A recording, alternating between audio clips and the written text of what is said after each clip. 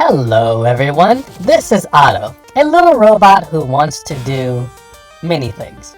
Recently, I was putting out my logs for when I was learning how to make video games, and I realized no one is clicking on them. So I thought, what could attract an audience? And then I learned about how Nintendo is receiving unfair patents that allow them to sue people for including very commonplace mechanics which Nintendo did not invent. So, I came up with a game idea. Not that I'm actually going to make it, just an idea, and I wanted to run it by you guys to discuss. If I did make this game, would I get sued? Now, according to a few Reddit users, my game must have all of these simultaneously for me to get sued. But I don't think that's true. I think it's if you just have one, but I'll list them anyway. 1. Summoning creatures who follow your commands and fight for you. 2. Using summoned creatures to battle other summoned creatures. 3. Capturing creatures by throwing an item. 4. Summoning creatures by throwing an item also. 5. The creature does not move based on your control but automatically. And 6. Mounting said summoned creature to either ride or fly. So, this is my idea. You will play the children's card game. Now, this card game has 2 modes. One is the generic card game where there is a board and you play cards to defeat your opponent. And also, monsters appear on the top of the cards visually, and you can actually see them do attacks. Now, to try to keep the mechanics between the 2 games similar, even during the card game version, the creatures have different skills which you can access by using item and ability cards. If you've played Magic the Gathering, then this will be up your alley. Now for the second mode, RTC, Real Time Combat. For you see, in this world, creatures can be summoned using the cards, because they are magic.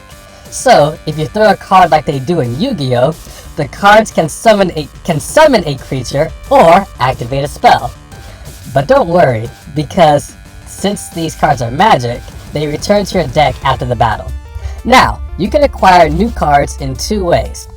You can either buy the cards from a shop, because it's a card game, or you can take your summoned beasts out into the wild and battle creatures in real-time combat.